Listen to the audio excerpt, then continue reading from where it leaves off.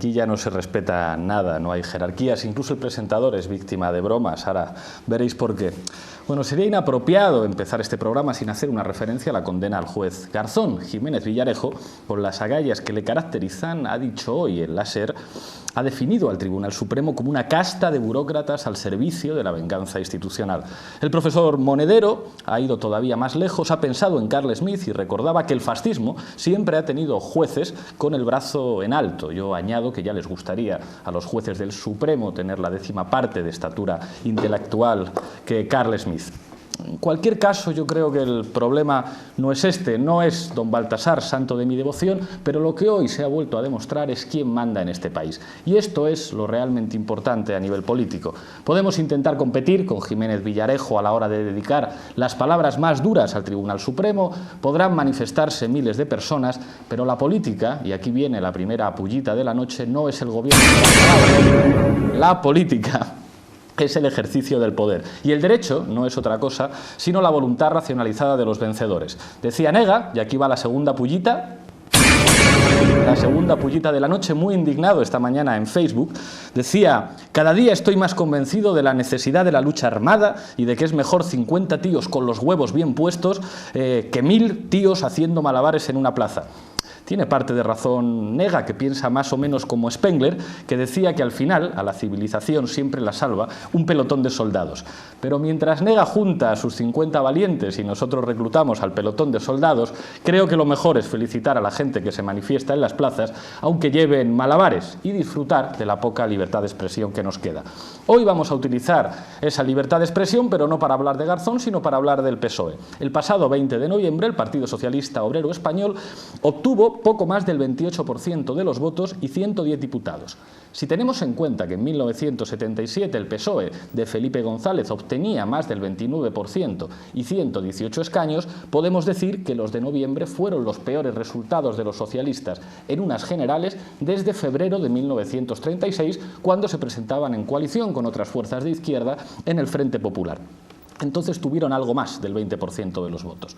Los datos hablan por sí solos. Uno de los partidos fundamentales para entender la estabilidad del sistema político español está en crisis. Y el pasado fin de semana se celebraba en Sevilla el 38 Congreso de los Socialistas, en el que se enfrentaban dos candidaturas.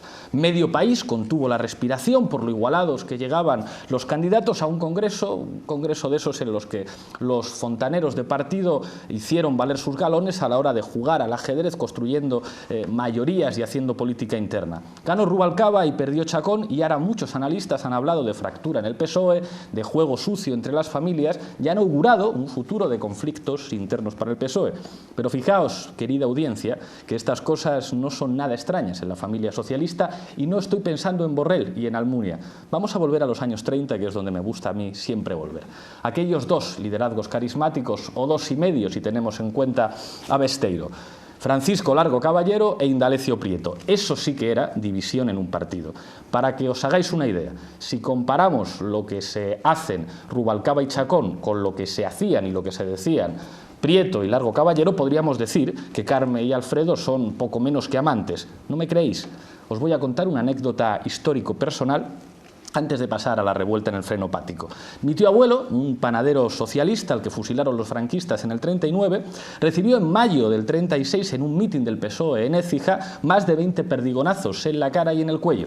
Mi tío era miembro de la motorizada, la Guardia Pretoriana de Indalecio Prieto, formada por jóvenes partidarios del político bilbaíno, que en tiempos aquellos, en el que los guardaespaldas de los líderes obreros eran militantes de izquierdas y no policías. Pues bien, aquellos perdigonazos no fueron disparados por pistoleros de la derecha, sino por partidarios de Largo Caballero, que atacaron a Prieto a botellazos, a pedradas y con escopetas de postas. Prieto salvó la vida allí gracias a aquellos muchachos de la motorizada. Si tenemos que hacer comparaciones, podemos decir que Chacón ha salido de Sevilla mejor que Prieto salió de Écija.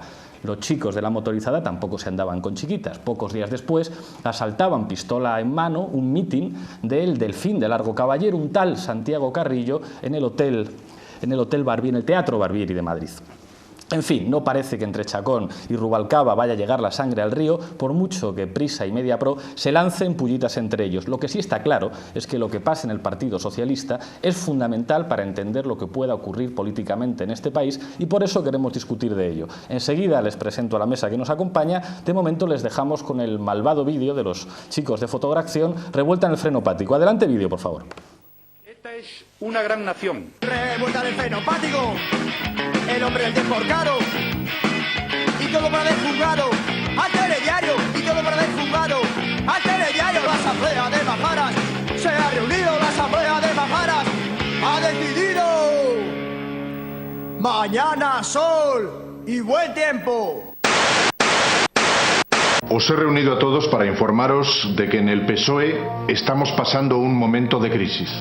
Hemos perdido claramente las elecciones. Vaya novedad, eso lo vemos todos los días en los informativos. Me refiero a algo mucho más grave.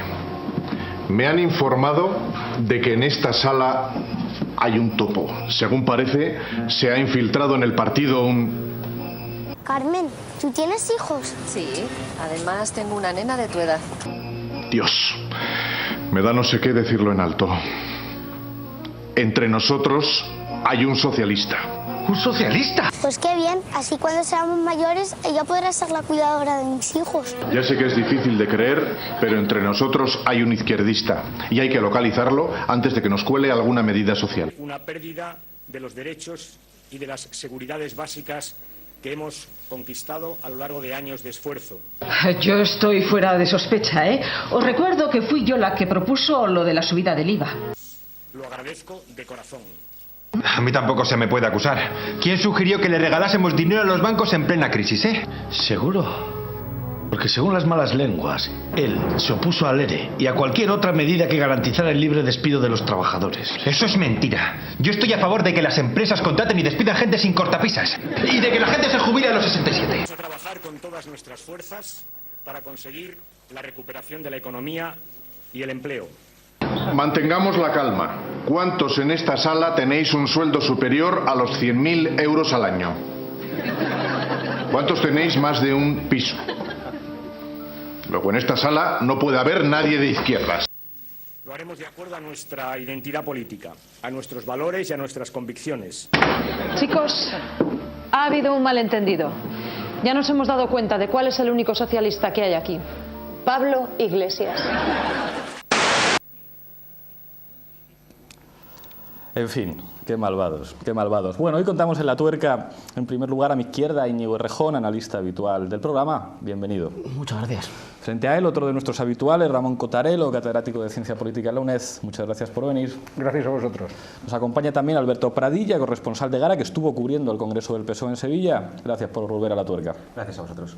Y frente a él, Santiago Llorente, miembro de la ejecutiva del Partido Socialista de Madrid y delegado en el Congreso. Gracias por venir a La Tuerca. Muchas gracias a vosotros. Y por último, Jordi Bonet, investigador en el Instituto de Gobierno y Políticas Públicas de la Universidad Autónoma de Barcelona. Gracias por venir a La Tuerca. Por desgracia, falta la quinta invitada. He tratado de hacer todo lo que ha estado en mi mano porque hubiera primero una mujer y que fuera una militante del Partido Socialista, partidaria de la candidatura de Chacón, pero está visto que no tengo ningún tipo de éxito entre las mujeres chaconistas. O a lo mejor no había ninguna. O a lo mejor no había ninguna. Yo tampoco lo entiendo. Bueno, lo primero que os voy a pedir, que nos encanta en este programa, es un titular. Todos los periódicos dieron un titular después de aquel conteo eterno de votos, de qué es lo que había pasado en el Congreso. Os pido un titular que podéis justificar más o menos con 20 segundos. Empiezo contigo, Jordi, titular del Congreso del PSOE.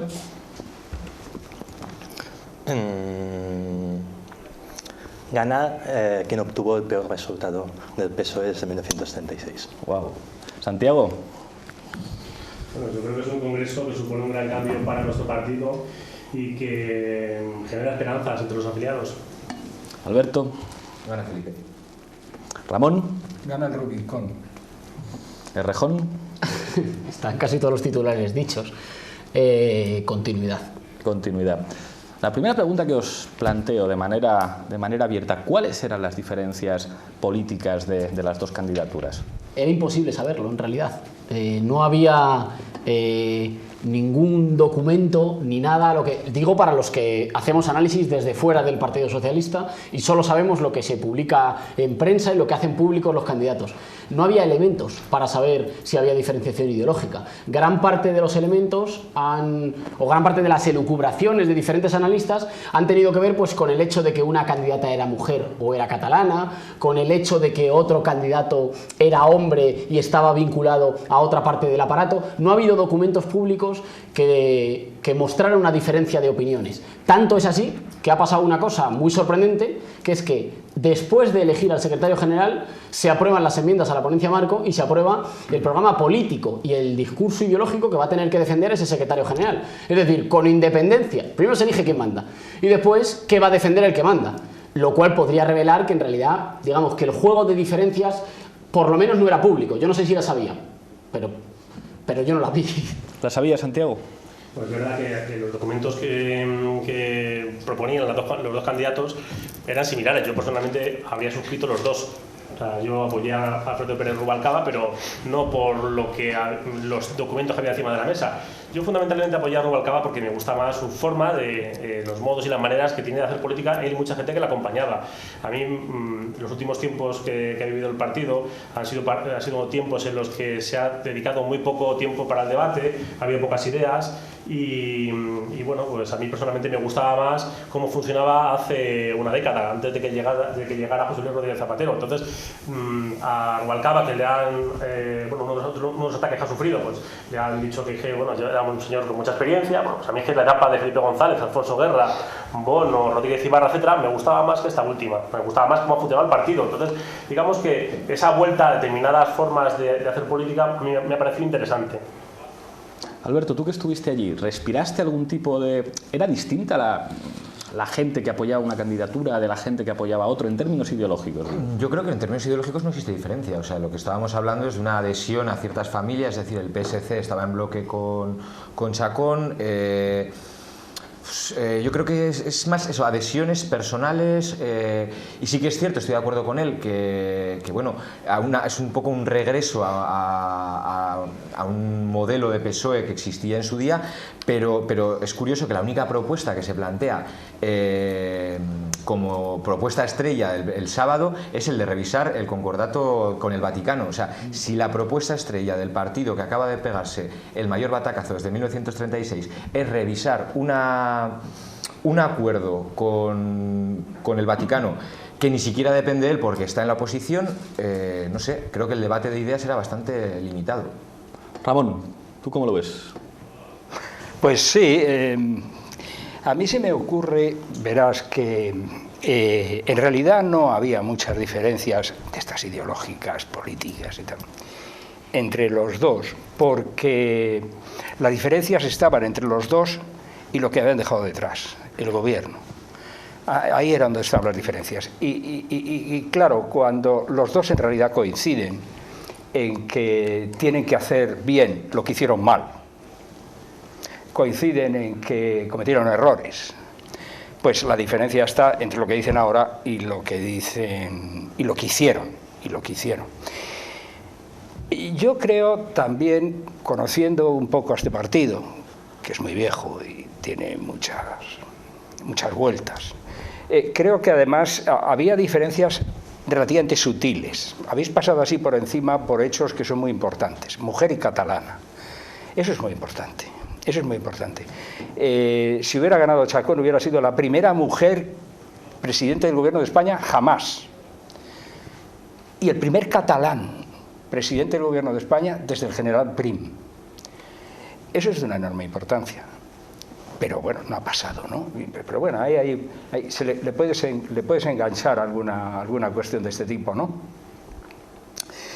Y por último,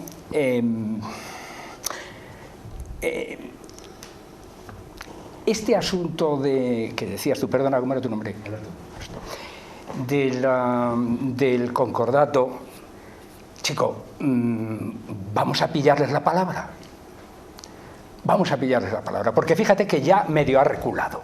Claro, pero es que el domingo en su discurso... Vamos a ver, estamos en... Claro, pero es que medio ha reculado. Sí. Y entonces no hay que dejar de recular, Porque a ver quién diantres de una vez denuncia ese concordato vergonzoso y esos acuerdos de la Santa Sede que son un auténtico desastre y un chupoteo sistemático.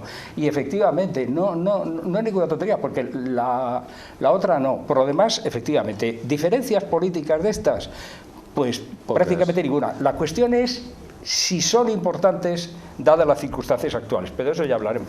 Turno de Jordi y barra libre. Vale. Bueno, yo creo que más que diferencias ideológicas, lo que había es diferencias de aparatos. O sea, tienes por una parte Chacón, continuidad del aparato de lo que había sido Zapatero y el zapaterismo, y por otra parte Rubalcaba, apoyado por lo que había sido el antiguo aparato del Partido Socialista.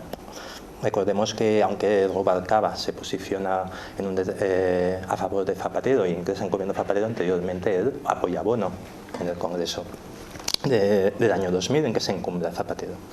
Entonces yo creo que las dos diferencias eran dos diferencias de aparatos.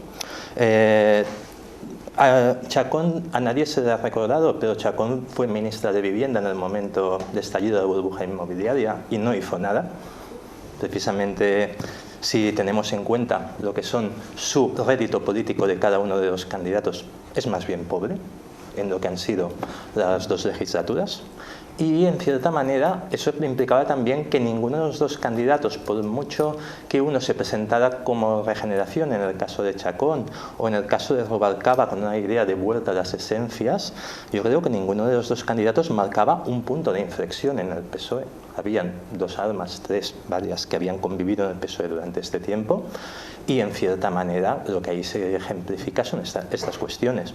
El tema de catalana, no catalana, en el tema de Chacón, yo no soy socialista, pero desde un punto de vista catalán, a lo que nos interesaba es que ganara Rubalcaba y no Chacón. En cambio, si hubiera sido madrileño vasco, me hubiera interesado que ganara Chacón y no Rubalcaba. Digo porque a veces cuando se habla de estas cosas se generan visiones distintas. O sea, yo creo que hubiera sido dramático para el PSC que hubiera ganado Chacón ese congreso. ¿Hubiera sido malo para el PSC? Yo creo que no, vamos, de hecho tuvo un apoyo en bloque de todo el PSC a Chacón. Yo no sé por qué habría sido malo, no le veo el motivo. Precisamente porque yo creo que uno de los problemas de los partidos, teóricamente un partido tendría como finalidad ganar las elecciones, pero como la finalidad de los aparatos es perpetuarse en muchos casos, el interés del aparato va en contra del interés del partido. En el caso de que hubiera ganado Chacón, es verdad que la influencia del PSC sobre el aparato del partido del PSOE hubiera sido mayor, pero la contrapartida que eso hubiera supuesto de autonomía política del PSC en Cataluña hubiera sido mucho menor. Y en este sentido, esto hubiera tenido un coste electoral fuerte para el PSC en Cataluña, seguramente. En cambio... o sea, lo que estás diciendo es que la gente en Cataluña votaría más al PSC si el secretario general del PSOE no es catalán. Estoy diciendo que la gente en Cataluña votaría más al PSC si el PSC no está atado de manos porque el secretario general del PSOE es catalán. Es catalán. Pues, vamos a ver, es que... quiero decir, no es que tenga un especialísimo interés en el asunto, porque este tipo de debates, la verdad es que ya es casi bicentenario, pero no hay una queja catalana respecto a la poca importancia política de lo catalán en la política nacional. Y no sería de sentido común, viendo las cosas desde un punto de vista español y no estrictamente catalán, no sería muy bueno que hubiera un presidente de España catalán o vasco, que no lo ha habido nunca. A la hora, digo, de justificar la existencia de un Estado español, no a la hora de decir qué es bueno para el nacionalismo catalán o qué es bueno para el nacionalismo vasco, porque de momento el PSC es parte del PSOE. Que tenga una deriva, que diga una deriva al estilo de lo que les pasó a los comunistas, el SUC, eso es otra historia, pero de momento es parte del PSOE, el proyecto es común. Claro, si nosotros decimos que es bueno para el PSOE que el PSC se refuerce frente al PSOE, pues no sé si estamos siendo lógicos. Claro, pero fijaos que La característica catalana que le atribuimos a Chacón, que por cierto ha sido una característica destacada por su adversario, más que por ella, quiero decir que ella ha hecho todo el esfuerzo posible, yéndose a Almería, al pueblo del que proviene, y ella ha hecho todo el esfuerzo posible por matizar esa pertenencia, pero es, digamos, la única que podemos deducir, ya que en los textos y en las declaraciones no dice nada, pues digamos, dos obviedades. Una, parece que llamándose Carme y viviendo en Barcelona es catalana. Dos, es mujer, pero es...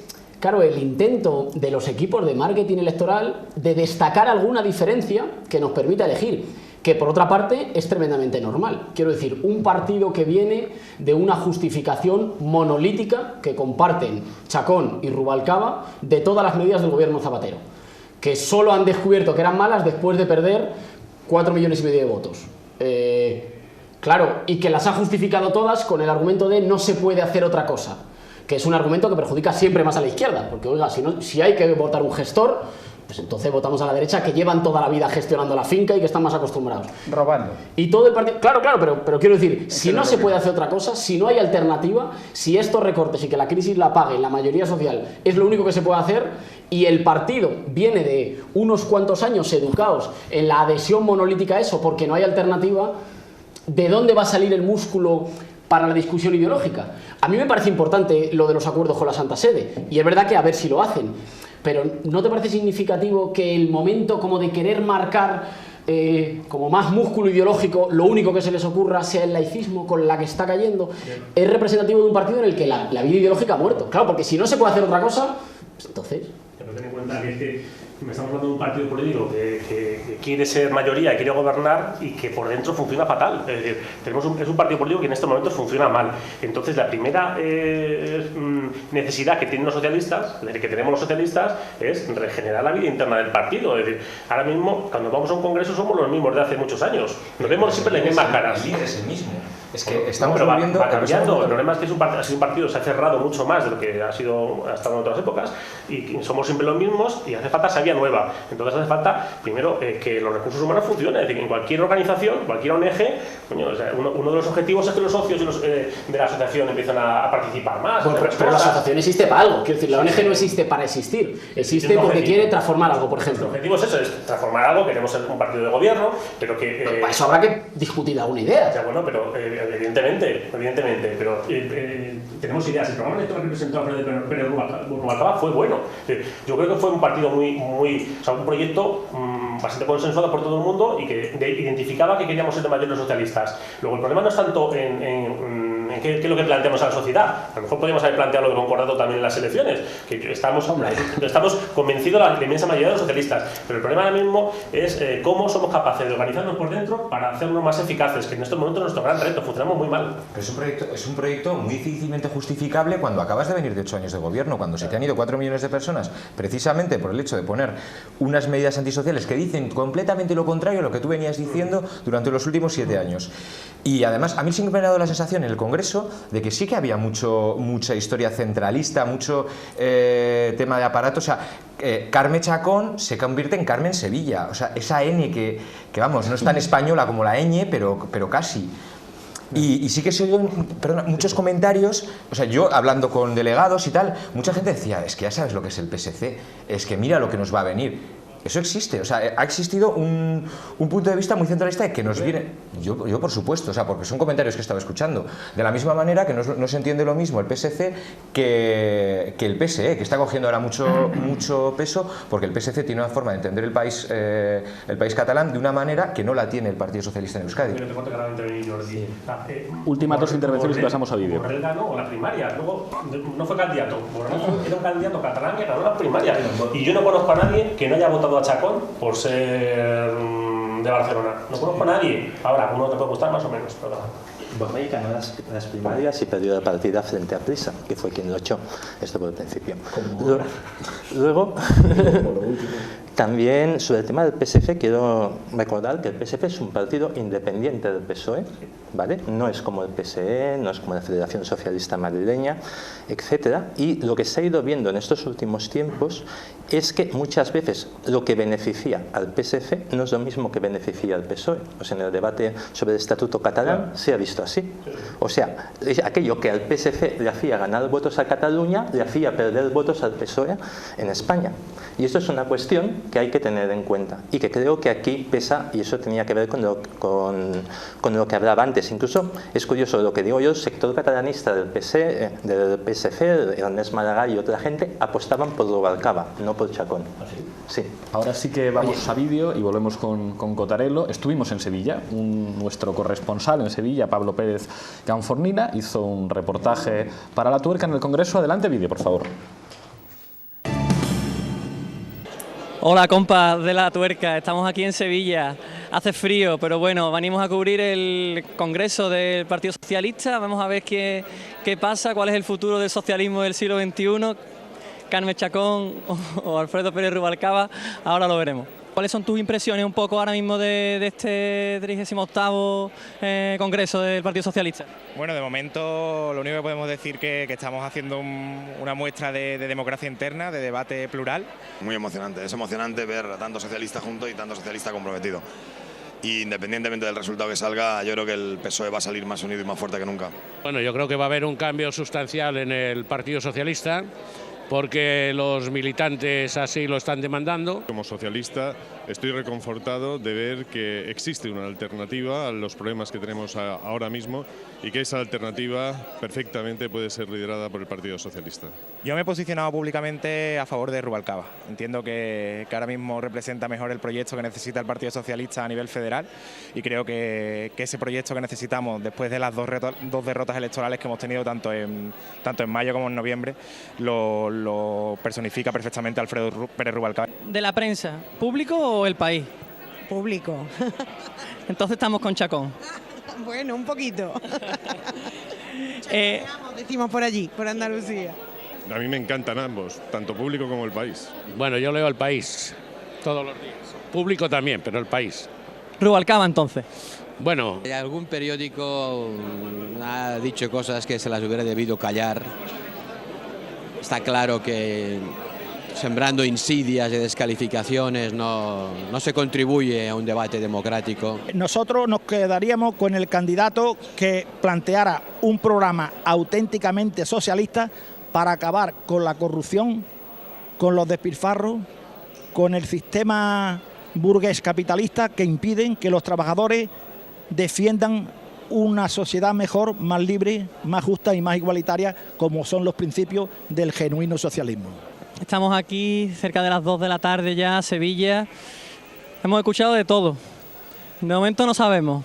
Rubalcaba, Chacón. Lo importante es que gana el socialismo del siglo XXI. De ello estamos seguros. ¿O no? Es la transición del Partido Socialista hacia la victoria. Esa es la transición que tenemos que empezar el lunes hacia la victoria. Como diría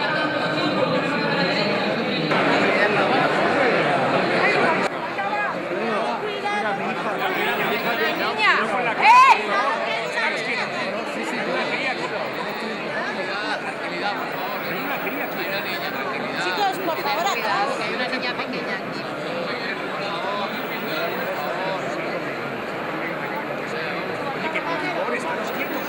Por favor, hay una niña, tened cuidado.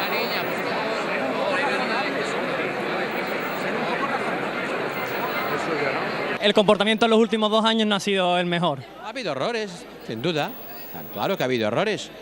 Si hubiera sido el mejor no hubiéramos perdido las elecciones. ¿Qué mejor secretario general que aquel que es capaz de salvarle la vida a una niña? Gana Rubalcaba. Pablo, una cerveza. Mínimo una cerveza. En Sevilla o en Madrid, pero me debes una cerveza. Vaya tela, vaya tela.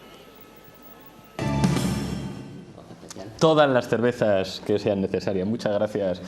Pablo, quien es capaz de salvar a una niña, es capaz de ganar un congreso. Te doy la palabra, Ramón. Sí. Sí, no, simplemente quería decir una cosa.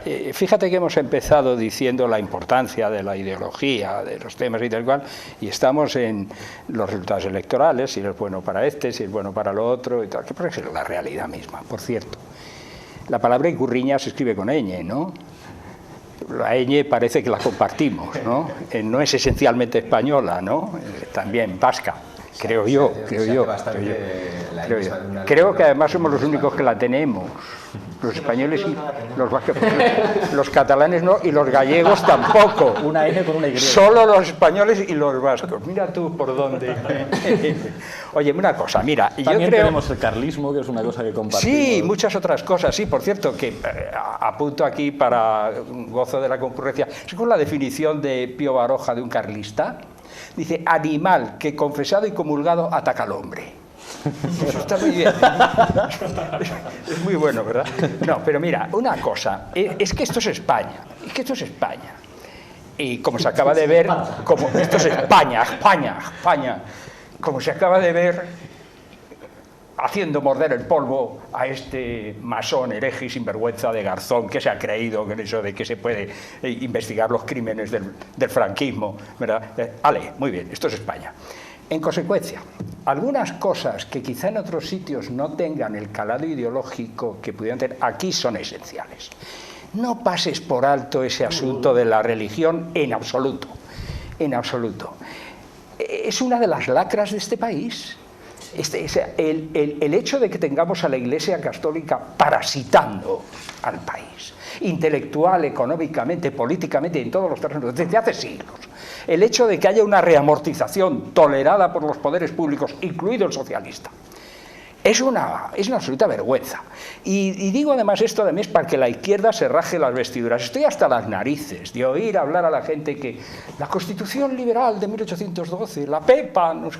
La PEPA, en el artículo 11, dice que la religión católica, apostólica y romana es la religión única y obligatoria del Estado español porque es la única verdadera, que el Estado la protege y ampara con leyes justas.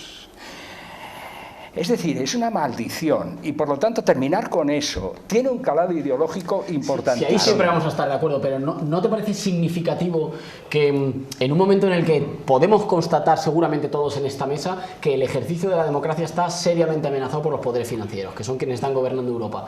En un momento así, cuando el Partido Socialista quiere volver a las esencias y marcar que está dispuesto a levantar un proyecto de transformación, lo más lejos que llega es al laicismo.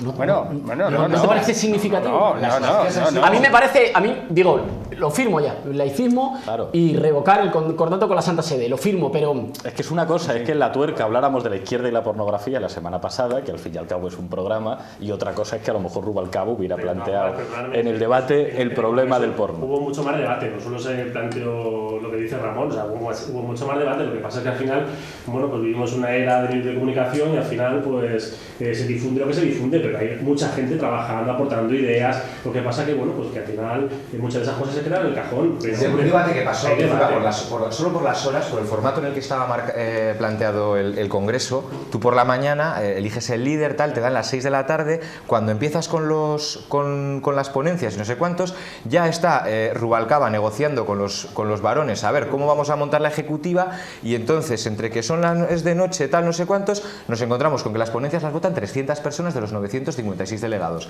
Esa es la importancia del debate ideológico. A mí me parece que el Congreso se ha hecho muy rápido y que había que haberlo hecho con más tiempo. Pero es que antes de todo eso nos fuimos a las agrupaciones, fuimos dándole vueltas. Luego en cada región hubo aportaciones, o sea, hay mucho más. Bien, pero yo busco titulares. Hay poco, pero hombre, hay mucho más detrás. Pero yo busco titulares y me sale organización interna, es decir, vamos a tener unas primarias que lo que están haciendo es alargar, porque Rubalcaba todavía no dice si se va a presentar o no, con lo cual vamos a ver si alargamos esto entre Pachi López y Chacón o tal. Pero no he visto, y luego decir una frase de no, es que los mercados no tienen que gobernar ya, pues es que vienes de un gobierno que ha cambiado toda su política precisamente por los mercados, entonces queda muy poco creíble. Claro, pero yo creo que titulares.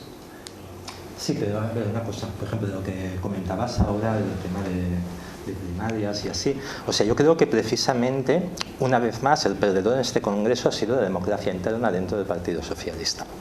Y me explico, o sea, actualmente el concepto de corrientes, como había anteriormente, está mucho más difuminado, pero lo que se podía denominar corrientes, izquierda socialista, que es una superviviente del 79, y luego lo que ha sido bases en reto, lo que ha sido nuevo socialismo, todas coincidían en el hecho de que se escogiera por primarias el secretario general. Y se hizo una enmienda en los estatutos del partido en esta proyección. Pues obviamente esta enmienda salió derrotada, ¿vale?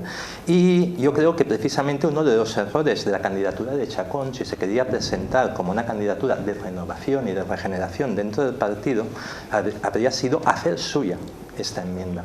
Lo que pasa es que por una cuestión de aparato, como he dicho anteriormente, no se atrevieron a hacer este paso, no se atrevieron a elegir, a abrir el debate sobre la elección del secretario general del PSOE, no a 900 y pico delegados que son elegidos por las respectivas ejecutivas, sino abrir este debate de elección al conjunto de los militantes, y ya no digo simpatizantes, dentro del Partido Socialista. Pues eso para candidato, ¿no? Pero vamos, lo que se aprobó exactamente es abrir un debate más en profundidad con este asunto de la elección de forma directa por parte de los afiliados del secretario general y ver también un poco cómo funciona todo el modelo, porque claro, es que por un lado a todos nos gusta elegir directamente, lógicamente, a nuestro líder, pero por otro lado no queremos que sea un hiperlíder, es decir, queremos que funcione un equipo, o sea, queremos que haya un equipo de dirección y que no sea solo el que tome las decisiones. Claro, no, que haya un aparato que lo controle. Bueno, es que ¿por qué no? O sea, que hay un órgano colegiado, teóricamente. El problema de estas cosas es que primero elegimos al líder, por todo lo habéis dicho, el sábado por la mañana se elige al líder y luego ya se dedica a hacer la ejecutiva mientras... Ya, pero es que un poco contra... O sea, si queremos que haya más participación, si lo elegimos mediante primarias, luego ese señor va a hacer el equipo que le dé la gana. Luego es difícil luego controlar, o sea, pero es el equipo que le da la gana. Pero al mismo tiempo nos decís, oye, queremos que el PSOE sea más democrático. Tenéis razón todos, o sea, tenemos razón de dentro y los de fuera, pero es que cuando es más democrático es fractura. O sea, cuando la mitad se enfrenta contra la otra mitad es más democrático porque hay una elección, pero también nos fracturamos porque con el compañero de al lado discutes. No, a mí me gusta más Rubalcaba, no, a mí me gusta más Chacón.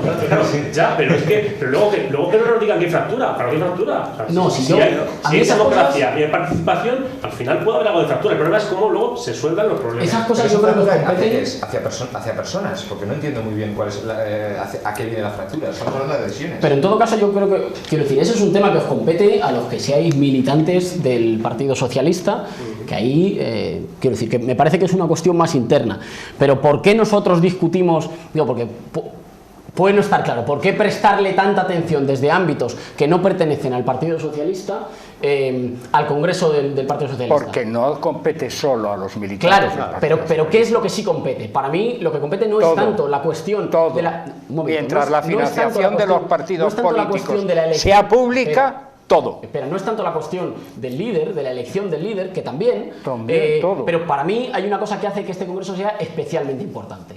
Llega en un momento en el que lo que está en cuestión, lo que está en crisis, digamos, políticamente, es la posibilidad de que un cierto modelo de convivencia que conocíamos, con derechos sociales, con un cierto papel regulador y redistribuidor del Estado, siga siendo posible. Si sigue siendo posible dentro del orden constituido o si ya no es posible dentro y solo es posible con la ruptura.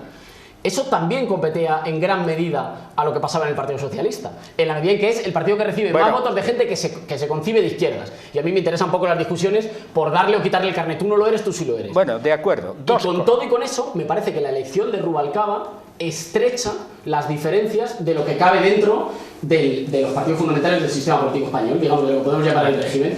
En ese sentido, si fuera algo optimista, diría, eso agranda o abre más espacio a la izquierda del sistema político español realmente existente, que, hombre, alguna prueba, digamos, de incapacidad para garantizar los derechos que hasta ahora veníamos gozando ha demostrado. Bueno, vamos a ver, dos cosas distintas. La orgánica y la ideológica. Ambas competen a todo el mundo, porque el Partido Socialista es un partido de gobierno, se financia con fondos públicos y además en nuestras sociedades, que son sociedades de información, eso de esto es interno, esto es externo, eso no es admisible.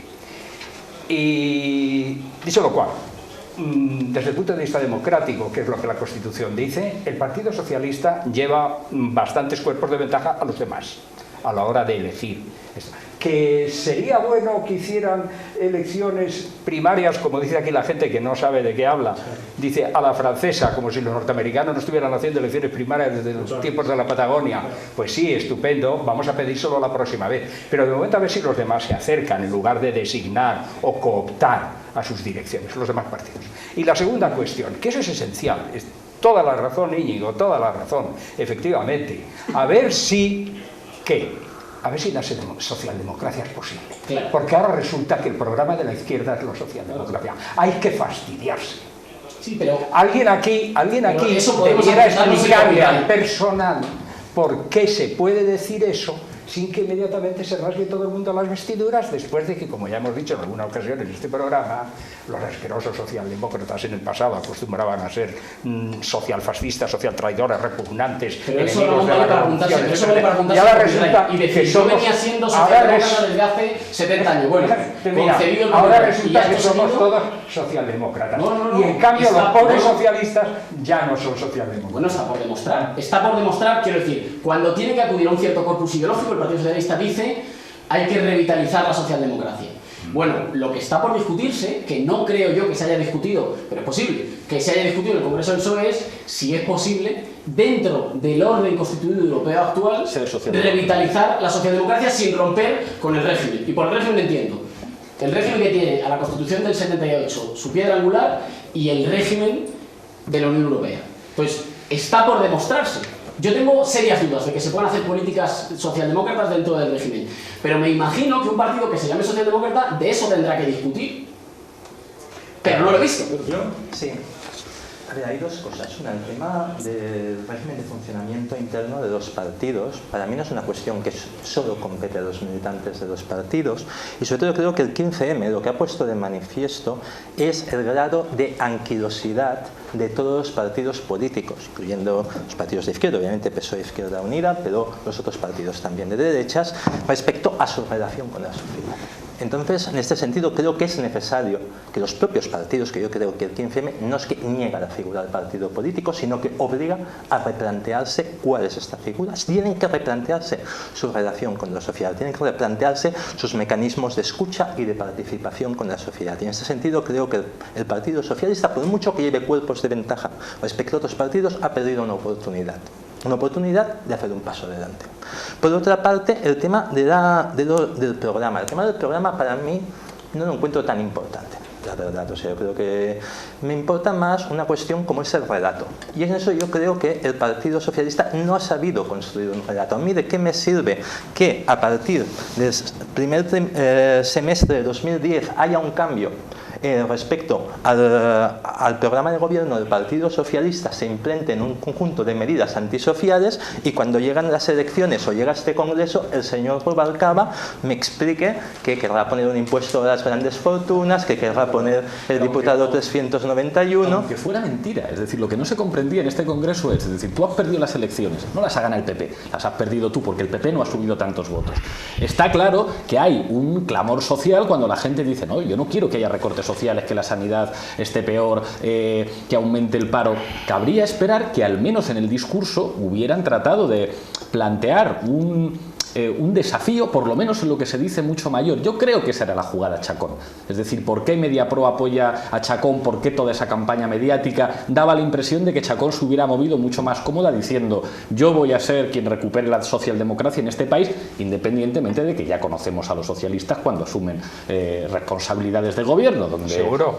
Yo creo que sí, pero cuando uno escucha a Felipe González y a Alfonso Guerra en los años 80, impresiona la retórica izquierdista. Normal, en un país, si quieres que te vote la izquierda, tienes que parecer de izquierdas y decir cosas de izquierdas. La impresión que da, sobre todo con las declaraciones de Pepe Bono, que aunque trate de parecer de izquierdas, parece de derechas. Cada vez que abre la boca es la sensación de... Pues que lo es. Esa impresión me da a mí también. Entonces, claro, cuando gana las elecciones el Partido Popular, acercarte tanto a ellos, o sea, daba la impresión como que aunque solamente fuera por una operación de marketing, al PSOE le interesaba dar una imagen más juvenil, una imagen más combativa, una imagen que tratara de jugar con el 15M. No entro a juzgar intenciones, pero parecía lo razonable. Antes del 15M, ya que me ha dado la opinión desde el 15M, antes del 15M está el 10M. Y mientras eso no se meta en el foco y se subraye suficientemente, estamos perdiendo el tiempo. El 10M, este partido pega un giro de 180 grados y se cava su propia tumba. Tú puedes decir ahora, podemos decir lo que nos dé la gana. Mi opinión personal es que con eso, ese hombre, Zapatero, salvó el país y hundió su partido y perdió las elecciones. A la gente no le gusta lo que está pasando en Grecia, no les gustan los griegos, claro, fíjate lo que están haciendo, ni en Irlanda, ni en Portugal, pero así estaremos nosotros si el 10M, el señor Zapatero, sigue aplicando la política neokeynesiana. Y entonces, ahí viene la cosa, vamos a darle a vamos a ser capaces, perdonad, solo medio minuto nada más, vamos a ser capaces de quitarnos nuestra piel de españoles, vascos, catalanes o lo que sea, y vamos a pensar en términos internacionales y europeos. Esta es la peor crisis del capitalismo que ha habido nunca, y la izquierda no tiene ni la más puñetera idea de cómo salir. Y cuando no se tiene ni la más puñetera idea de cómo salir, porque no tienes programa, porque no lo tiene nadie, porque nadie se atreve a contestar a este ataque de la clase dominante, del capital y de los mercados, nadie. Como nadie se atreve, pues chico, salva los muebles, ¿no? ¿Qué es lo que ha pasado? Y ahora le estamos diciendo sin que sea un han hecho mal. Izquierdista, Hollande en Francia ha dicho, miren, con estas reglas del juego no hay quien haga políticas de centro-izquierda. No tenemos idea pero Holanda está en la oposición y el otro estaba en el tenemos gobierno. idea de cómo salir, pero tenemos una idea segura de cómo no salir, que es la receta griega. Y la receta griega no es solo que te rescaten, la receta griega es la receta de los recortes y de disminuir la medida en que el Estado redistribuye y por tanto hace posible que haya, insuflar energía a alguien que está carente de energía. Entonces, es posible que no la tengamos, pero hombre, eso no se puede convertir en la excusa para cualquier tipo de salida. Sobre todo porque el corolario de eso siempre es, si no la tenemos, no hay alternativa y tal, bueno, pues votemos a los dueños de la finca. Y han ganado las elecciones los dueños de la finca. ¿Qué es lo que han hecho? Claro. Entonces, si tú tienes intención de ganar, tienes que presentarte con algo diferente. Y si tú te tienes que presentar con algo diferente, pero tío, no te lo puedes inventar. No te lo puedes inventar, dímelo algo diferente. Si está aquí el personal, me acabo de leer uno de estos libros de Hay alternativa. Una porra. Ahí no hay alternativa. En ninguno de los libros que he leído sobre las alternativas hay alternativas. Hay buenas intenciones. Claro. Entonces, ¿para qué quieres presidir un gobierno? A no ser que lo que quieras es solucionarte la vida. Pero si es que no es cuestión de modelo, es cuestión de que tú estabas embarcado en un navío, de repente te viene una hostia fenomenal, te deja dando vueltas y este hombre lo único que ha hecho, y a mí me parece responsable y yo personalmente se lo agradezco, es salvar el país. No su partido, yo no sé qué país, salvar el país. ¿Qué país has salvado? A mí no. Digo, yo soy parte de este país. A mí no me ha salvado. Yo no me voy a jubilar, yo no sé cuándo me voy a jubilar. Podías estar como Grecia, como Irlanda, como Portugal. No sé qué país, nos ha salvado el país de botín, el mío, ¿no? Es que eso es enorme. Ramón, una cosa. A ver, en el 2008, en el 2008 ya había estallado la crisis, ¿vale? El gobierno hizo como si nada. ¿Vale? Miguel de Sebastián le dijo a Zapatero, esto es un constipado, no pasa nada, literalmente. Miguel San Sebastián, porque mezcla Miguel Sebastián con Isabel Sebastián. No, he dicho Miguel Sebastián. O sea, él dijo que era un constipado, que aquí no pasaba nada.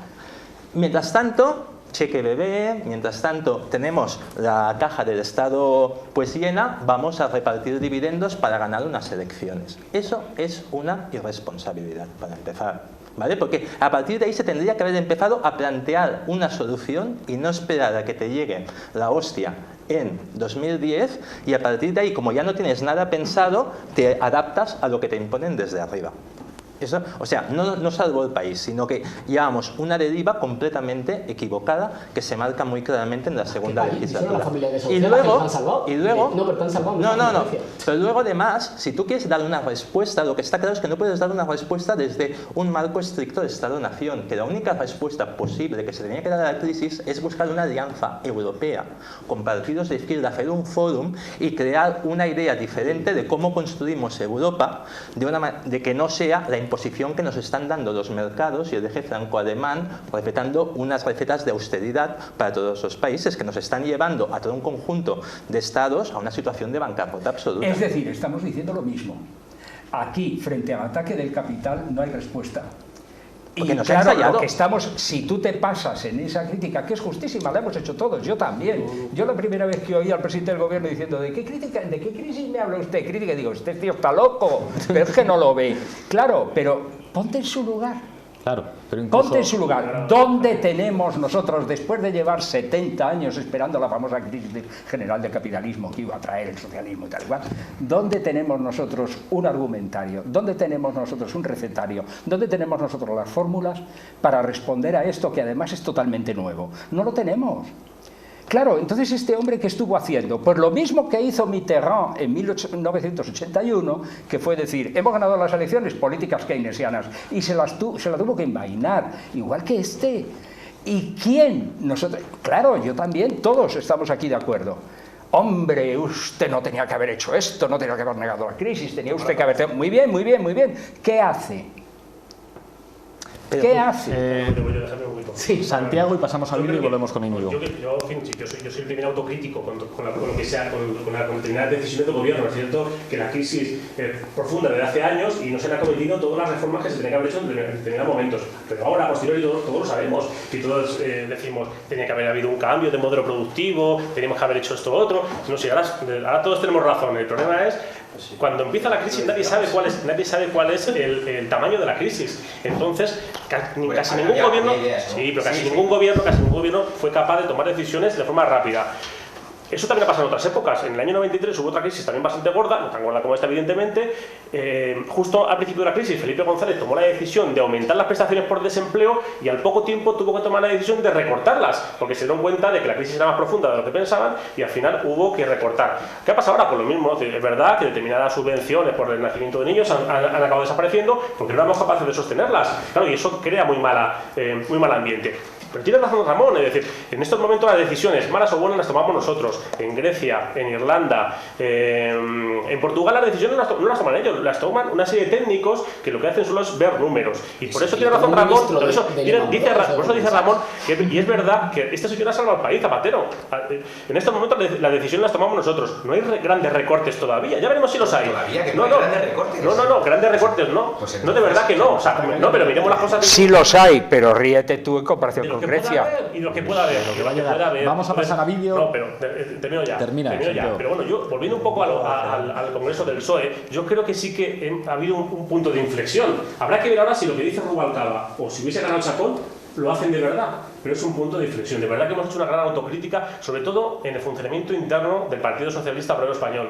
Ha habido una gran autocrítica y hay muchas ideas muy novedosas y muy importantes para hacer el partido mucho más atractivo y mucho más participativo. Ahora hay que ver si de verdad eso que dicen que van a hacer, lo van a hacer, que yo también tengo mis dudas. O sea, venimos de muchos años, de muchos conflictos, de muchos problemas internos, de poca participación, y vamos a ver si lo cumplen. Pero yo creo que es un momento ilusionante, como decía al principio, es un momento en el que puede ser un momento de inflexión. Vamos a dar también una oportunidad para ver si lo que dicen en los congresos luego somos capaces de trasladarlo a la realidad. Y ya por último, luego también me gusta hablar de ello, cuando habléis del 15M, decís, es que el 15M surge porque hay un problema en los partidos. No en todos los partidos. El Partido Popular funciona muy bien. El Partido Popular funciona muy bien, por eso ganan las elecciones. Es verdad que nosotros somos muy malos, pero el Partido Popular funciona bien y hay que reconocerlo. Tiene muchísimos tentáculos y muchísimas organizaciones de la Iglesia Católica, de la derecha, en muchísimos sitios. Tiene cientos de la Judicatura, hay cientos de miles de afiliados que no se esconden. O sea, yo conozco muchos socialistas que se van escondiendo, gente de Izquierda Unida. Los del PP no se esconden. Hay una masa social importantísima y eso hay que tenerlo en cuenta. Y una fábrica de ideas como es la que preside Aznar, que es una máquina de fábrica de ideas. Vamos a pasar a vídeo. Yo creo que estamos en un momento del debate muy interesante. Pablo Santos llevó su estilo irrelevante en la Facultad de Políticas, donde preguntó a profesores y estudiantes, irrelevante dicho, irreverente, su estilo irreverente e irrelevante, Pablo Mátame, a la Facultad de Políticas de la Complutense, donde preguntó a profesores y estudiantes por el Congreso del PSOE. Adelante vídeo, por favor. Acabado el 38º Congreso del PSOE, se elige la continuidad en favor del cambio. Como nosotros no sabemos ni lo que pensar, hemos venido aquí, entre Úmera y Siberia, a la Facultad de Políticas de la Complutense, a ver qué piensa su personal. Ahí vamos. ¿Qué diferencias planteaba el proyecto político de Chacón con el de Rubalcaba? Bueno, yo creo que la esencia del proyecto era parecida, ya que ambos defienden un proyecto de transformación de la sociedad para hacer una sociedad más justa. Yo creo que lo que más le diferenciaba era el modelo de partido orgánico que podían defender. Carmen Chacón podía defender un proyecto más confederal y Rubalcaba algo más federal, pero yo creo que la esencia ideológica era bastante parecida. Diferencias no lo sé, supongo que cada uno tiraría para su parte. ¿Y cuál es su parte? Chacón y compañía, como un artículo que leí hace poco en El País, hay muchos intereses metidos dentro, telecomunicaciones, empresas, etcétera. Trataría de dar una imagen más moderna y Rubalcaba, como he dicho antes, una imagen más tradicional. A nivel externo había pocas diferencias porque los planteamientos del partido vienen siendo los mismos. A nivel interno había planteamientos sumamente distintos, es decir, había un modelo de partido más clásico de toda la vida, defendido por Rubalcaba, y un nuevo modelo de partido más integrador y más entroncado en la España plural de las diferentes comunidades autónomas, que era el proyecto de Chacón. Mi opinión personal, objetivamente, yo creo que en este momento Rubalcaba tenía las de ganar, a pesar de que haya habido un empate casi técnico por 20 votos. Solo había 2 candidatos. Cuando salió elegido el presidente Rodríguez Zapatero había 4 y salió por 9 votos sobre los votos de Bono, ¿no? O sea que ahora la diferencia ha sido ligeramente superior, solo con 2 candidatos. Bueno, yo creo que Rubalcaba y Chacón más o menos son el mismo resultado, y es que los dos se han peleado por los restos que quedan del PSOE después de las elecciones. ¿Qué mensaje manda el PSOE habiendo ganado el modelo de Rubalcaba? Pues manda un mensaje bastante claro, que es el modelo Partido Socialista de toda la vida. Es decir, un partido fuerte, un partido estructurado en la gente que estuvo con Felipe González, la gente que ha estado con Zapatero, y un partido que ha funcionado durante los últimos 30 años de una manera bastante satisfactoria. Al fin y al cabo, el Partido Socialista ha sido el que más años ha gobernado en la historia de la democracia. Que va a hablar con una sola voz, y en este sentido que la tarea de oposición puede ser más beligerante. Nada. O sea, nada, quiero decir, me parece que la ciudadanía ha perdido completamente la perspectiva en el PSOE y la esperanza. ¿Qué repercusiones crees que tiene que Rubalcaba sea secretario general, ¿no?, del partido con respecto a otras formaciones o otros espectros que están más a la izquierda ideológicamente? Pues yo creo que las mismas que se hubiera tenido que si hubiese salido Carmen Chacón. Ya conocen a Rubalcaba mucho mejor que a la señora Chacón. La izquierda ha negociado con Rubalcaba, ha tenido desacuerdos, ha llegado a acuerdos, y supongo que preferirán seguir con Rubalcaba que conocer de nuevo a la señora Chacón como líder del Partido Socialista Obrero Español. Pues tiene una repercusión clara, que es el más de lo mismo. Si ya hemos tenido problemas para movilizar al electorado, no solo por las medidas, sino también por el modelo de partido, que tenemos a ECUO, por ejemplo, con primarias abiertas desde hace bastante tiempo, Izquierda Unida que se mueve por asamblea, y con todo el movimiento 15M, que lo que nos pide es más democracia interna. ¿Crees que España está preparada para tener una presidenta? Bueno, yo creo que poco sentido tiene tener una presidenta, o sea, quiero decir que la presidenta sea una mujer, creo que no cambia nada en lo que al feminismo se refiere. Yo creo que sí. Yo creo que ahora mismo el 53% de la población es mujer. ¿Por qué no va a ser una presidenta cuando hay más mujeres que hombres? ¿España está preparada? No lo sé. También en España es muy machista, así que probablemente no. Igual que no está preparada para tener un presidente negro. Creo que no. A día de hoy no ganaría las elecciones. Decía Rubalcaba en su discurso del Congreso que lo que quería era cambiar las cosas para que todo siga igual. Desde La Tuerca y desde la Facultad de Ciencias Políticas nos preguntamos, ¿ha cambiado algo? Lampedusiano es la palabra que define la mayor parte de los discursos que hemos encontrado en la Facultad de Políticas. En fin, continuamos con la difusión. Comentabas lo del funcionamiento interno y bueno, sí, hemos hablado de democracia interna y tal, pero todo el mundo sabe que el viernes, o sea, Prisa tomó una posición desde la semana anterior con un artículo de 3 páginas donde le suelta una Chacón espectacular, Durante todo el viernes se dice, se rumorea que hay llamadas, tal, no sé qué, no sé cuántos. Yo, por ejemplo, hablé con bastantes delegados andaluces y los delegados andaluces negaban que hubiese presiones, pero luego hablabas con otros delegados que no eran andaluces y te decían, jo, a la hora de votar han venido los andaluces y nos han dicho, menuda nochecita que hemos tenido. Con lo cual, ¿ha habido votaciones? No, ha habido una serie de grupos de presión que ha estado entrando, o sea, se ha negociado con una serie de sectores, ¿no? Luego, por otra parte, hablamos de qué tipo de modelo se puede hacer, pero es que lo que estaba votando ahora mismo el PSOE es qué modelo de oposición va a tener, no qué modelo de gobierno. Está hablando de oposición. Y en eso no tengo muy claro yo qué papel, bueno, ni Chacón ni Rubalcaba, ¿eh? Bueno, o sea, el modelo de partido, sobre todo, ¿no? Y luego, es que yo, el mensaje más claro que me ha quedado de Rubalcaba es que es completamente centralista. O sea, todo el rato ha estado repitiendo lo de una sola voz en todos los territorios. Que, por cierto, cuando se le pregunta por el proceso en Euskal Herria y la moción aprobada por los socialistas guipuzcoanos en la cual insta a Rajoy a decir, a involucrarse más, él dice que va a estar con el gobierno. O sea, ni siquiera puede explicar cosas que han aprobado ellos. Y para terminar, o sea, al final, como tampoco hemos hablado, hemos acabado hablando de nombres, o sea, acabamos encumbrando a Pachi, o sea, los principales cargos públicos que tiene ahora mismo el PSOE son gente o en la Comunidad Autónoma Vasca o en Navarra que están gobernando con el PP, o Andalucía, que lo va a perder ahora. Y acabamos encumbrando a Pachi López, que es el lehendakari que se le va a recordar por ir en un tren por Estados Unidos mientras que ETA anuncia el cese de la actividad armada. Entonces, ese es un poco el panorama que me quedo yo después de... Con respecto a lo de Cataluña, yo creo que va a haber una dificultad objetiva, que es que Zapatero tenía en Cataluña su principal ganadero de votos que le hizo ganar las elecciones. Entonces, el PSOE ahí va a tener, me parece, alguna dificultad para articular, digo, porque uno puede decir, bueno, con una sola voz, ya, pero resulta que a ti te han votado en otro lugar, en el Estado español, por otra cuestión. Entonces, ahí va a haber una dificultad de articulación. Pero a mí me interesaba más volver a la cuestión de, digamos, de en qué medida el PSOE era capaz de poner en pie un proyecto diferente. Porque, hombre, me parece que primero sí cabe exigírselo. Porque uno puede decir, es que ninguno tenemos recetas. Hombre, ya, pero no todos vivimos de ofrecer recetas. Quiero decir, al que se dedica a la cosa pública, a ese sí que cabe exigirle, por lo menos porque está viviendo de dinero público. Entonces, a ese sí que cabe exigirle que tenga respuestas diferentes.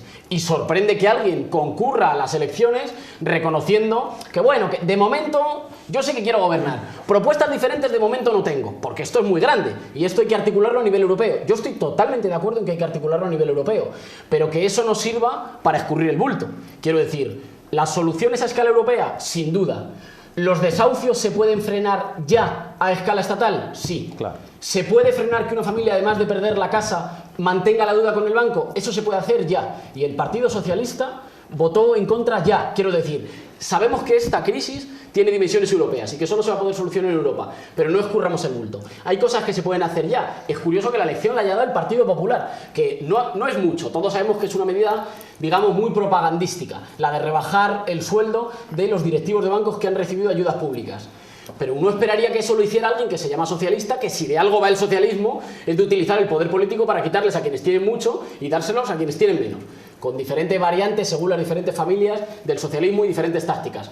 Pero se supone que de eso iba y no lo ha hecho, o tasar más a los más ricos. Entonces, estamos en una crisis muy compleja, las soluciones son muy difíciles, pero hombre, mientras tanto uno esperaría que el que se presenta para ganar los votos de la izquierda haga algo, digamos, por recompensar a esa población que le vota, ¿no? Más o menos, alguna cosa. Vamos a ver, es que si aconsejemos, o sea, nos hemos presentado, hemos concurrido en las elecciones generales hace 4 días, como quien dice, y llevábamos un programa electoral muy potente. El problema es que salíamos de un gobierno donde hemos cometido muchos errores y poca gente ha prestado atención a las ofertas que estábamos lanzando. Y sí teníamos ideas y sí había cosas. Entonces, encima de la mesa se ponía un nuevo modelo fiscal de financiación donde no se tocaba la sanidad, donde no se tocaba la educación, donde se buscaban algunas fórmulas un poco más o menos imaginativas para defender el estado de bienestar. El problema es que, claro, que nosotros estábamos en cuestión como partido político con opciones de gobierno, porque salíamos de un gobierno donde se habían hecho determinadas cosas que se habían comunicado mal, se habían hecho quizá de forma también muy dispersa y daban muy malas sensaciones, y era muy difícil trasladar la parte positiva del mensaje del Partido Socialista en este caso. Pero si había algo hecho, Y de verdad que por dentro hicimos un gran esfuerzo por tener un programa electoral potente, y de hecho nadie lo pone en cuestión, es decir, ni Chacón, ni Rubalcaba, ni nadie, es decir, estamos todos unidos en torno a un programa potente, de verdad. O sea, hubo un debate ideológico, y yo creo que estamos preparados para, más adelante, para empezar a proponer cosas interesantes. Yo creo que antes, Jordi, eso que has dicho, que era poner el dedo en la llaga, lo de la dimensión europea es tremendo, porque es que es así, pero al mismo tiempo, siendo así, eso te pone delante de tu propia miseria como partido estatal, nacional o como quieras llamarlo. Y además pasa por alto otra cosa que como gentes críticas de izquierdas no podemos olvidar, que es que la dimensión europea tampoco existe. Esto que se dice de, mire usted, la globalización es una situación en que los estados han perdido la soberanía, unos más que otros.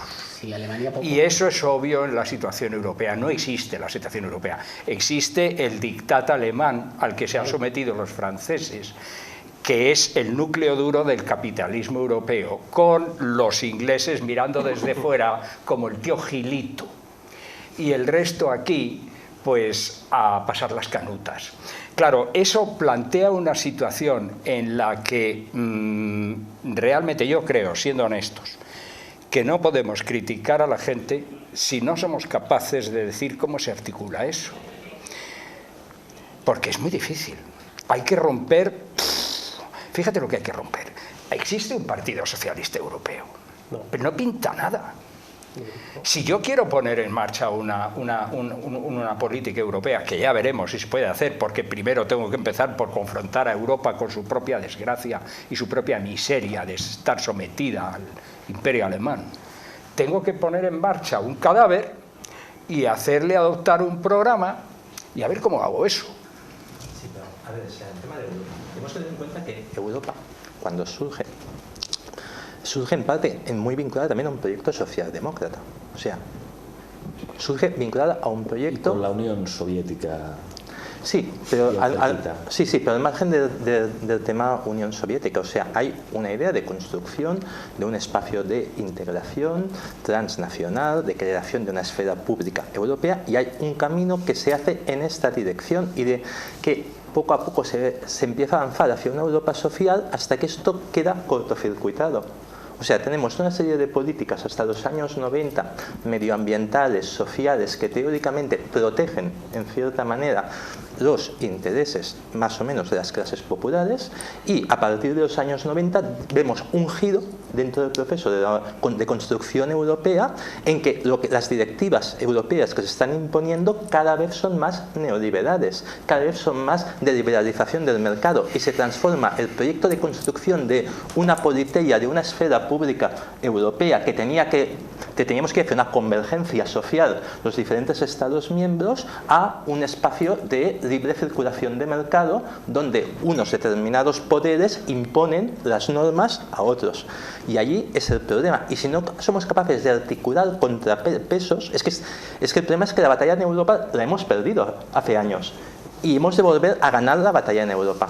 Pero que hay una cosa que yo creo que es fundamental. Yo adoro la Realpolitik y creo que no se entiende la construcción de los estados del bienestar en Europa sin el resultado de la Segunda Guerra Mundial. Y es verdad que a partir de los años 70, lo que significa el binomio Reagan-Thatcher, implica lo que estás diciendo tú. Hemos perdido, y cuando pierdes con todas las consecuencias. Los proyectos políticos no responden en general a buenas intenciones, sino a diferentes fuerzas que se confrontan. Esto está muy claro. En este programa hemos dicho cientos de veces, gobiernan los mercados. La soberanía se ha transferido de buena parte de las instituciones estatales a instituciones globales, pero también se pueden tomar decisiones. Cuando a Zapatero le llega el famoso mensaje de móvil, que se ve en las cámaras de televisión, que un banquero le está felicitando, un banquero no pierde su tiempo, su valioso tiempo, en mandar un SMS al presidente del gobierno si el presidente del gobierno no pinta nada. El presidente del gobierno pinta y puede tomar decisiones. Es escandaloso que en este país hayan aumentado los beneficios de las grandes empresas y de los bancos y el consumo de bienes suntuosos. ¿Un gobierno puede acabar con eso? Hasta cierto punto sí. Un gobierno puede hacer una reforma fiscal, incluso en un estadito de mierda como el nuestro. Un gobierno puede paralizar los desahucios. Un gobierno puede hacer políticas públicas para acabar con esa hegemonía ideológica que tiene la Iglesia. Ni un duro más de dinero público a la Iglesia. Esa decisión lo pudo... Y mucho menos subírselo. Esas decisiones se pudieron tomar, porque es verdad que eso cuenta en los votos. El espacio audiovisual, es decir, que la legislación que existe en este país, que los medios de comunicación estén en manos privadas, también es responsabilidad de los gestores socialistas que han estado un montón de tiempo. Incluso dentro de los límites del Estado español se pueden tomar decisiones que incluso favorezcan que la correlación electoral en el futuro fuera diferente. O sea, en este país quien hizo respetable a la derecha fue el Partido Socialista. En este país en los años 80 era una cosa mal vista ser de derechas. La gentuza que aparece en Intereconomía era una cosa poco erótica, hasta hace cierto tiempo que de repente se han normalizado y pueden decir barbaridades y a la gente le parece muy gracioso. Y en eso la responsabilidad de los socialistas es innegable en este país. Sí, vamos, que tenemos responsabilidad, por supuesto, pero vamos a ver, no les quites tampoco valor a lo que hacen ellos. Así que ellos hacen muchas cosas bien. O sea, no solo somos que nosotros somos muy torpes, sino nosotros nos hemos equivocado, metemos la pata, erramos, caemos otra vez y tropezamos con la piedra, sí, todo lo que tú quieras,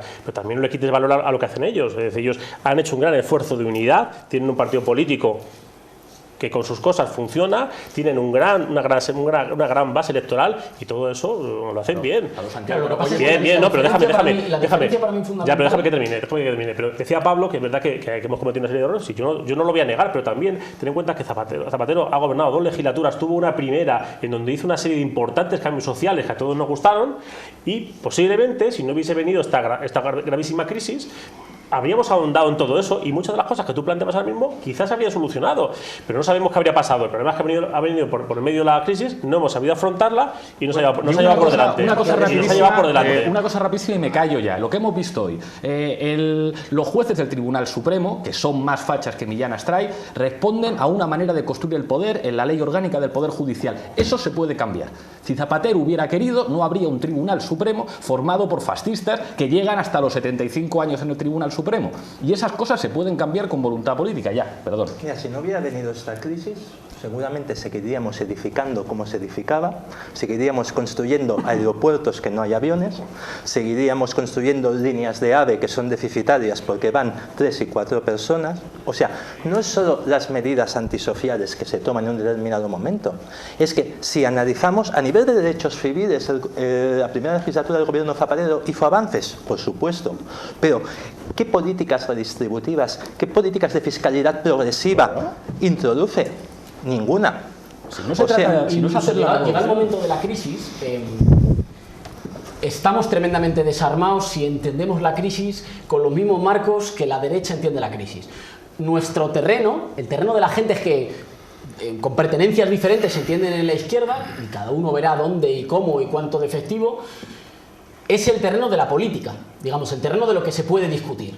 Porque el terreno de la economía es el terreno en el que ya mandan los que mandan, que no se someten a votaciones, pero que siguen mandando. Digamos, el relato que despolitiza la crisis y que habla de la crisis como si hubiera sido una especie de nevada, que te cae, un día nieva y te cae la nevada encima, es un relato que nos desarma. Porque, claro, la crisis nos cae encima y hay que repolitizar, me parece, la economía, que es la posibilidad de empezar a desmontar el dominio intelectual de la derecha. En ese sentido, en la calle oímos con cada vez más frecuencia la consigna "no es una crisis, es una estafa". Me parece que eso es muy útil para pensar en qué medida la crisis no está siendo una crisis que afecte al país. ¿A qué país? Digo, en este país hay intereses contradictorios. No está siendo una crisis que afecte al país. Es una crisis que a las rentas más altas no les está afectando, ganan más dinero. Al contrario. Y que gracias a la crisis están siendo capaces de desplegar una ofensiva contra los de abajo de redistribución de la riqueza a su favor. Luego, entonces, tenemos que entender la crisis, digamos, como conflicto, no como nevada, no como una cosa que nos cae. Solo así, cualquier proyecto de izquierdas, cualquiera puede aspirar a revertir el dominio intelectual, político y económico de la derecha. Porque si no, jugando en su campo, la gente suele votar al original. Cierro con esto. La estabilidad del sistema político español me parece que depende en gran medida de que haya posiciones relativamente diferentes que quepan dentro.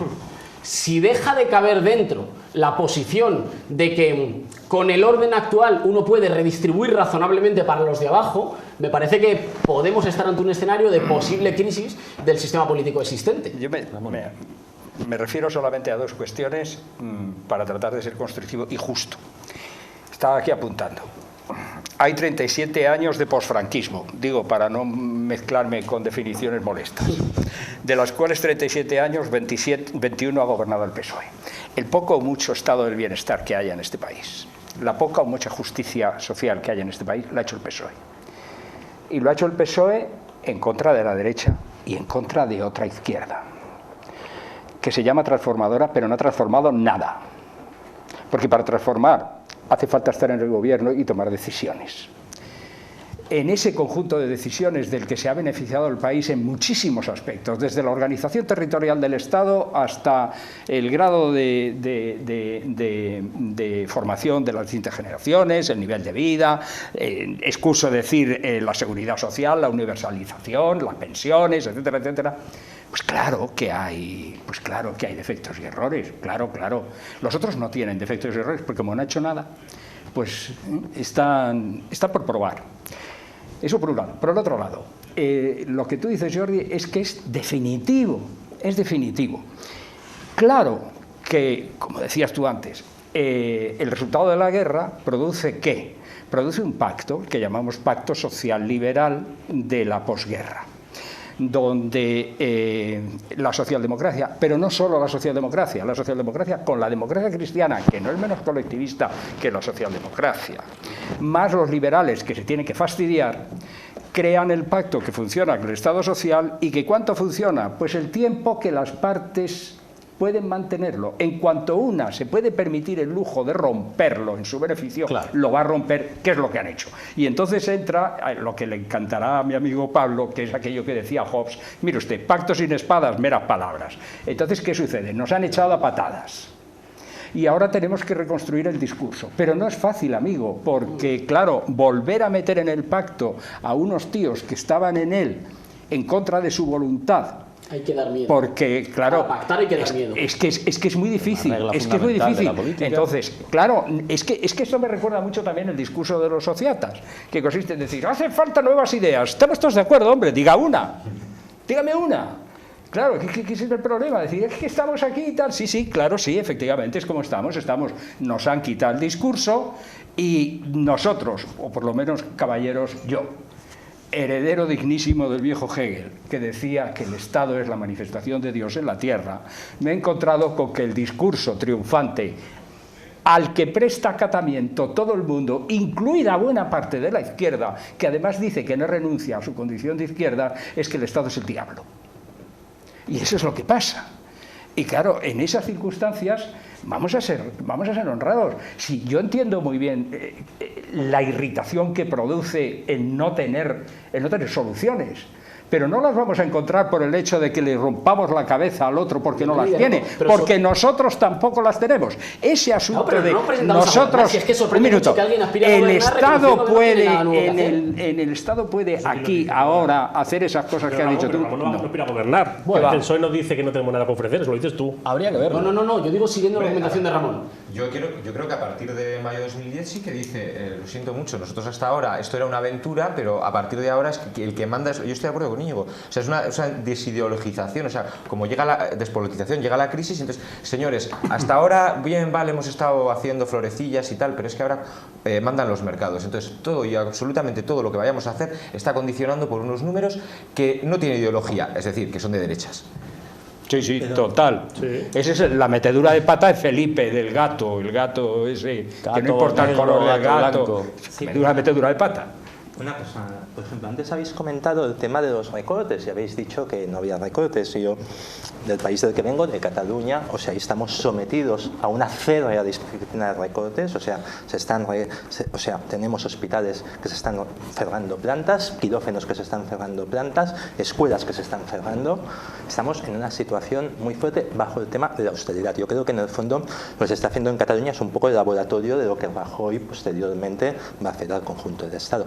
Y ahí sí que hay una cuestión que yo creo que es clave, y es que el concepto de capitalismo de acumulación por desposesión sigue funcionando. Funcionó en su momento cuando lo importante era construir... Sí, pero no era originaria, sigue todos los días, ¿no? Sigue todos los días, pero en su momento lo importante era construir aeropuertos, construir infraestructuras, etcétera, y eso, ¿a quién daba beneficio? No a la gente que estaba allí en esas infraestructuras que luego se iban a tener que cerrar, sino a las grandes constructoras que hacían eso, con el beneplácito del Partido Socialista y de los distintos balones autonómicos que favorecían ese tipo de inversiones. Ahora vamos a colonizar los servicios públicos, que es lo que estamos viendo en Cataluña. En Cataluña actualmente lo que se está dando es cada sustitución de un servicio público prestado por el Estado a una externalización o a lo que sería unas formas de subcontratación, y cada vez esto está dándose más y más, y eso está beneficiando a la misma gente que antes se beneficiaba, porque además no estamos hablando de dos sectores de capitalismo distintos, son las mismas constructoras quienes ahora tienen sus servicios, sus concesionarias que se dedican a residencias de tercera edad, que se dedican a hospitales, que se dedican a todo esto. O sea, siguen ganando los mismos, la banca. Entonces, o nos ponemos fuertes, o construimos fuerza social, o constituimos poder para enfrentarnos a ello, o por muchas ideas que tengamos, las ideas no cambian. Y como decía, sí que lo que necesitamos es que los otros tengan miedo, lo que hemos de tener es fuerza, es poder, es potencia. Vamos acabando, vamos a pasar a la regla del minuto. Después de un minuto de intervención sonará un pitido para asegurar que todos podéis intervenir por lo menos una vez más. Así que, compañeros de realización, empezamos con los pitidos. Santiago. Sí, bueno, desde la izquierda nosotros tradicionalmente pensamos que debe haber un sector público fuerte porque creemos que el mercado no funciona. Entonces, como hay fallos en el mercado, decimos tiene que haber un sistema público que provea una serie de bienes que pensamos que son imprescindibles para la sociedad. Los de derecha no piensan en eso, piensan que el mercado funciona perfectamente y que entonces hay que devolverle al mercado todo eso que hemos construido en los últimos años. Yo antes he sido el que ha dicho que todavía hay pocos recortes. Es que en términos, bueno, si cogemos todo el montón de servicios públicos que hay encima de la mesa, vemos que de momento están arañando los servicios públicos. Todavía los quieren desmantelar, esa es la realidad, los quieren desmantelar, pero de momento lo que están haciendo son pequeñas cosas. Si les dejamos seguir por el mismo camino, desmantelarán todo en poco tiempo. Pero de momento, o sea, esa es la realidad, están haciendo pequeñas cositas, pueden llegar a hacer muchísimo más y hace falta evidentemente un real medio ideológico, pero también hay que ver quién lo puede hacer. Nosotros somos un partido de gobierno, como hemos dicho, lo he dicho yo, lo decía también Ramón, y nuestra vocación es intentar dentro de lo antes posible volver al gobierno para intentar corregir los errores del pasado. Minuto y sí, un minuto. Recogiendo lo que decía Ramón, que me parecía que por ahí hay un hilo interesante. Se ha roto un cierto pacto, el pacto que hablábamos de posguerra. Sin embargo, pese a que ese pacto se haya roto, la parte que ha sido desplazada del pacto sigue siendo apologeta del orden y sigue considerándose gustosamente partidos y organizaciones del orden. Puede ser que hayamos llegado a un momento histórico curioso en el que la diferencia entre reforma y revolución tenga menos sentido en la medida en que para hacer cualquier cosa hace falta romper. Es decir, que hace falta romper la baraja porque este orden juega en contra de cualquier propuesta de la izquierda, desde las más revolucionarias hasta las más reformistas. Queda por ver entonces si solo se puede hacer propuestas incluso reformistas rompiendo la baraja, si el PSOE va a elegir ser partido de régimen o va a romper la baraja, porque con esta sale siempre lo mismo. Con esta en Europa y en el Estado español sale siempre lo mismo. Cuando decías, el PP hace bien su trabajo. Hombre, es que todo juega a su favor. Claro que sí, pero entonces hay que romper el pacto. Es decir, entonces no se puede volver a pactar con el Partido Popular. Entonces no se puede pactar la Constitución. Ramón, un minuto. Sí, no, mira, yo creo que hemos tenido la muy amarga experiencia de que los sectores sociales que se han beneficiado de las políticas socialdemócratas ya no las apoyan y en cambio apoyan la política neoliberal de las clases dominantes, con lo cual no las han dado todas en el mismo carrillo. Entonces, ¿qué ha sucedido? Que desde los años 90, con la hegemonía neoliberal hecha por los antiguos izquierdistas, trotskistas y comunistas pasados ahora al Departamento de Estado, ha habido una aplastante... Se pasa mucha gente a muchos lados. El minuto es mío. Ha habido un aplastante dominio ideológico y, en parte, la izquierda socialdemócrata se ha dejado engañar y se ha equivocado. Y tiene que reconstruir el discurso. Lo que sucede es que no puede reconstruir el discurso volviendo hacia atrás, tiene que reinventarlo. Y para eso es muy bueno que la política 2.0 haga mella, porque ahí hay un debate ideológico y un debate que es posible. Alberto, un minuto. Sí, hablabas de reinventarse, pero es que a mí me suena, hablamos del Congreso del PSOE, a mí el Congreso del PSOE me suena a regreso al futuro, o sea, volvemos otra vez a una forma de... El futuro es volver al PSOE de siempre, y entonces a mí me parece que tiene pocas posibilidades de reinventarse. Y ya voy a aprovechar que durante todo el rato no me han dado ganas de decirlo, hablábamos del Tribunal Supremo y tal, y si no digo que me parece un error terrible convertir a Garzón en un campeón de las libertades con todas las denuncias por torturas y con su persecución de los derechos y libertades en Euskal Herria, pues me parece un error, partiendo de la base de reconociendo ese derechismo y que existente en el sistema del Estado español, me parece un error gravísimo el considerar a Garzón con todo su pasado como un campeón de las libertades. Un minuto. Jordi. Además de las denuncias por torturas en Euskal Herria, también quiero recordar las de Cataluña en 1992, y que se llevó una condena del Tribunal de Estrasburgo al gobierno español por esta cuestión. Sobre el tema del PSOE, a mí me sorprendió mucho, no lo hemos dicho, que en el tema del logotipo del Congreso saliera una fe de copyright. ¿Vale? Que digo que sí, y eso implica toda una manera de entender la política, ¿vale? Sé que es un error, un lapsus, pero como sabemos por Freud, los lapsus son muy importantes. O sea, la política tiene que dejar de ser monopolio de los partidos políticos. No digo que los partidos políticos no sean importantes en el contexto actual, pero los partidos políticos tienen que entender ellos mismos, aunque la política ha dejado de ser monopolio, todavía hay una diferencia entre lo real y cómo se piensa lo real, ¿no? Los partidos políticos siguen planteándose ellos mismos como los únicos detentores de la acción política. Mientras se haga esto, mientras sigan hablando de una sola voz, mientras siga apareciendo...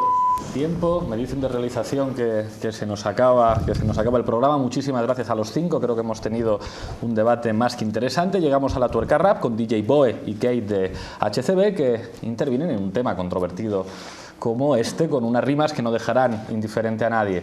La semana que viene no nos vemos, porque tenéis que ir todos a la gala de la Tuerca Rap con los chicos del maíz, Pablo, Hassel y Frac, donde se entregarán las tuercas de oro al mejor discurso, al discurso parlamentario masculino más cañero, al femenino más cañero, la tuerca de oro al mejor presentador, que no es para mí, es para el Gran Wyoming, la tuerca de oro al mejor reportaje, todo ello en una gala conducida y presentada por Willy Toledo. Recordad, la semana que viene en la sala Rod Kitchen de Madrid a partir de las 8 de la tarde. Se están acabando las entradas, adquirid la vuestra lo antes posible. Nos vemos la semana que viene en la sala Rod Kitchen. Hasta pronto.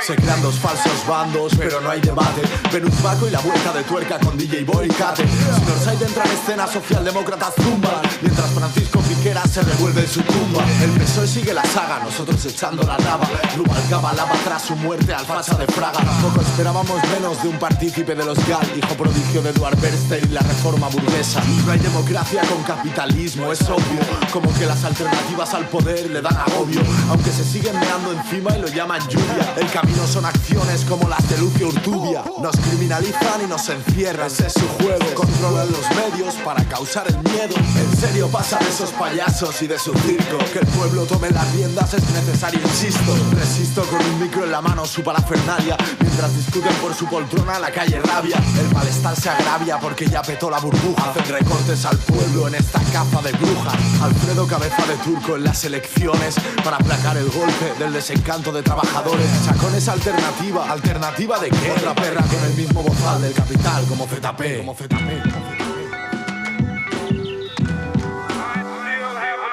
La derecha se relame mientras societas se pelean. El obrero a todo esto sigue bailando con la más fea. Dos opciones son la misma, tanto monta tanto. La vida del trabajador se entrega a los bancos. Una pija con máster o el brazo duro de la falacia. Los medios te harán creer que su circo tiene importancia.